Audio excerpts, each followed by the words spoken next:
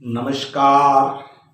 आप सबका पोट भरे क्लासेस में स्वागत है। आज दिन शनिवार, प्रतियोगिता परीक्षा व रोजगार व समकालीन घटनाओं की श्रृंखला में आज का मेरा विषय है रेलवे में स्टेशन मास्टर कैसे बने।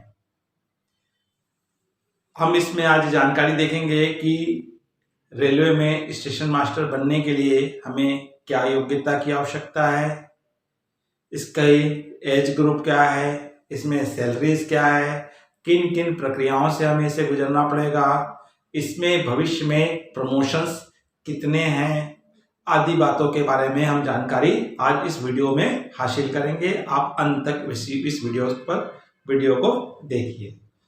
सर्वप्रथम जो स्टेशन मास्टर का पद है, ये पूर्व में एएसएम के पद के नाम से इसमें नियुक्तियां की जाती थी।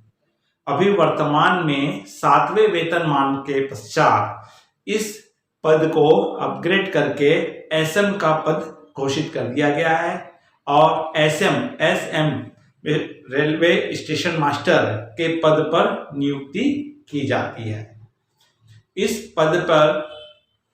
इस पद में एक पद बहुत ही सम्माननीय और रिस्पेक्टफुली और उत्तरदायित्व वाला पद है।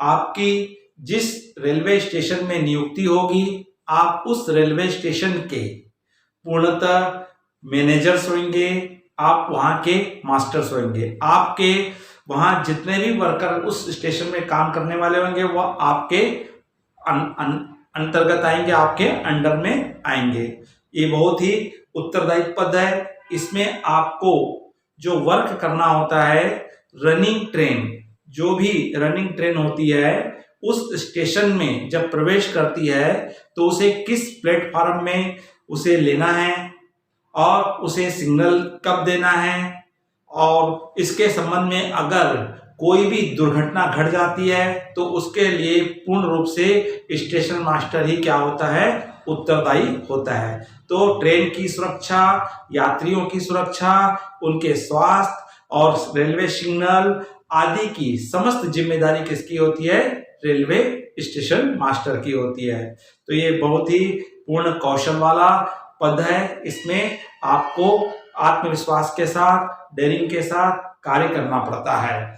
तो इस पद पर नियुक्ति के लिए हमें क्या क्या करना होगा, क्या क्या प्रोसेस से हमें गुजरना होगा।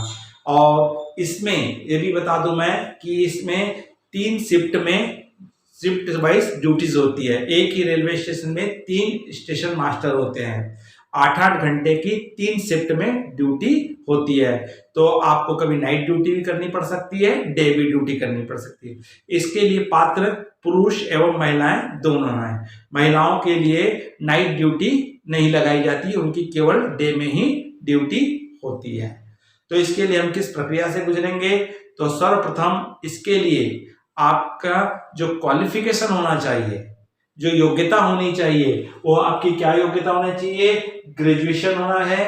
एनी स्ट्रीम, किसी भी विषय में आपके पास क्या होनी चाहिए, मान्यता प्राप्त विश्वविद्यालय से डिग्री होनी चाहिए, चाहे वो बीए हो, बीएससी हो, बीई हो, बीकॉम हो, बीबीए हो, कोई भी डिग्री मान्य है। इसमें कोई परसेंटेज का बंधन नहीं है।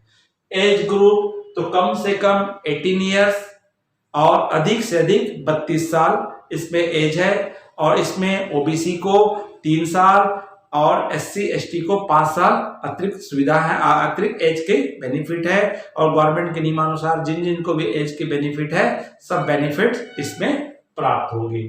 तो इसकी सैलरीज जो है लगभग आपको एवरेज नियुक्ति के समय आपको 40,000 के आसपास मिलती है। और इसमें जो ग्रेड पे है 4200 का ग्रेड पे है। इसमें आपको टीए, डीए और एचआरए और सिटी अलाउंस आदि सभी अलाउंसेस भी साथ में इसमें इन्वॉल्व होते हैं, मिलेंगे आपको। इसके अलावा रेलवे की तरफ से अन्य सुविधाएं मिलती है, मेडिकल की फैसिलिटीज मिलती है आपको और आपके परिवार को। इसके अलावा रेल में यात्रा करने पर फ्री पास की सुविधा होती है। और आपको इसी प्रकार की अन्य सुविधाएं भी मिलती है। तो इस पद की लगभग हमारी जो सैलरी बनती है 40,000 के आसपास सैलरी इसकी बनती है। तो इसके लिए हम किस प्रकार से अप्लाई करें, क्या किस प्रकार से हमको इसके लिए आवेदन करना है। तो ये कंप्यूटर बेस्ड एग्जाम होती है, इसलिए इसमें आपको कंप्यूटर का नॉलेज भी, बेसिक नॉलेज होना भी अनिवार्य है। तो आपकी सर्वप्रथम लिखित परीक्षा होगी और लिखित परीक्षा 2 स्टेज में होती है, जिसको हम क्या कहते हैं, CBT 1 और CBT 2। CBT 1 computer based test होता है और इस टेस्ट में आपको 4 जनरली हमारे क्वेश्चन होते हैं। जनरल नॉलेज में से आता है, जनरल इंटेलिजेंस एंड रीजनिंग से आता है, और अर्थमेटिक्स गणित से आता है, और जनरल इंग्लिश क्या होता है, ऑप्शंस होता है। तो आपको लगभग 100 प्रश्न इसमें पूछे जाएंगे, प्रत्येक पर 1 अंक होता है और 100 अंकों का होता है, और इसमें आपको 90 मिनट का समय मिलता है। इस परीक्षा में अगर आप मिनिमम अंक प्राप्त कर लेते हैं, कटआउट को आप पार कर लेते हैं, तो आप सेकंड एग्जाम के लिए क्या हो जाते हैं, एप्लीकेबल हो जाते हैं, और आपको सेकंड एग्जाम देने का मौका मिलेगा। और सेकंड एग्जाम में जो बैठते हैं तो लगभग हमारे क्वेश्चंस पेपर, हमारे सिलेबस सेम होता है, केवल इसमें चेंजेस यही आता है कि इसके आपके क्वेश्चंस बढ़ जाएंगे। इसमें 120 प्रश्न पूछे जाएंगे, प्रत्येक 1 अंकों का है, और इसमें 120 अंक रहेंगे, और इसके लिए समय 90 मिनट ही प्राप्त होता है। और इस परीक्षा में पास होने के पश्चात, मेरिट लिस्ट में आने के पश्चात, अगर आप उस मेरिट लिस्ट कटआउट को पार कर जाते हैं तो आपको तीसरे टेस्ट से गुजरना पड़ेगा, जिसको हम एप्टीट्यूड टेस्ट कहते हैं। पहले ये इंटरव्यू होता था, अब इस इंटरव्यू के स्थान पे एप्टीट्यूड टेस्ट लिया जाता है, जिसको साइको टेस्ट भी कहते हैं।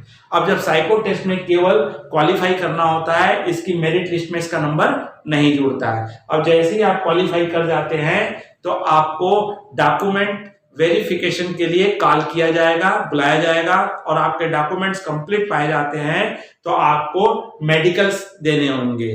तो मेडिकल्स में रेलवे के इस पद के मेडिकल के लिए आंखों का विशेष मेडिकल्स होता है, तो इसके लिए माना जाता है E2 ग्रेड में का आपका मेडिकल होगा, और आपकी आंख दूर देखने की दृष्टि जो होगी 6/9 का होना आवश्यक है। अगर चश्मा लगा भी है तो आप इसके लिए पात्र हैं।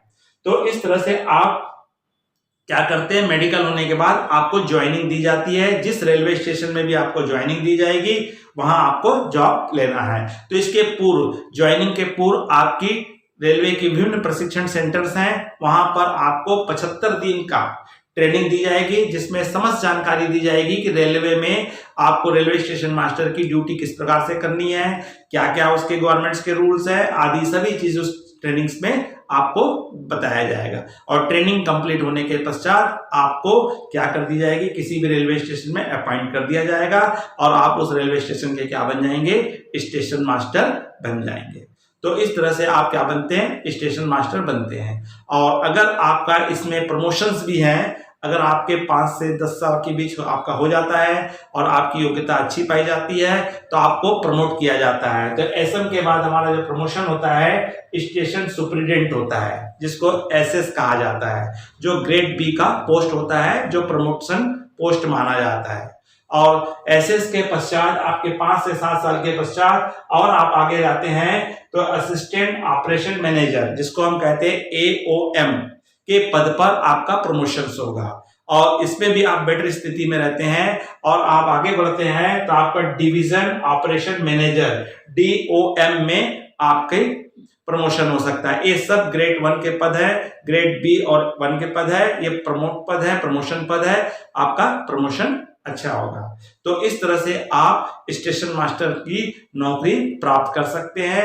और इसके संबंध में, सिलेबस के संबंध में, जो अन्य एग्जाम के सिलेबस होती है, जनरल नॉलेज हर क्षेत्र का पूछा जाता है इसमें, और जनरल इंटेलिजेंस टेस्ट में आपको रीजनिंग जो होते हैं उसको आपको अच्छी तैयारी करनी होती है। जो अन्य टेस्ट का सिलेबस होता है वो भी इसका ही होता है। गणित भी आपके सामान्य 10 से 8 से लेकर 10, 12 तक के मैथ्स आते हैं, अंकगणित आदि आते हैं। और जनरल इंग्लिश में भी आपको जनरल इंग्लिश का नॉलेज लिखा जाता है।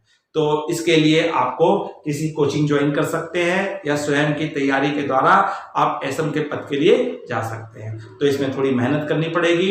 मेहनत करके अगर आप जाते हैं तो आपके सिलेक्शन के ज्यादा चांसेस रहेंगे और एक बहुत ही अच्छा पद है, रेलवे का अच्छा पद माना जाता है, सम्मानी पद माना जाता है, क्योंकि रेलवे स्टेशन का वो मुखिया होता है, मास्टर होता है, मैनेजर्स होता है।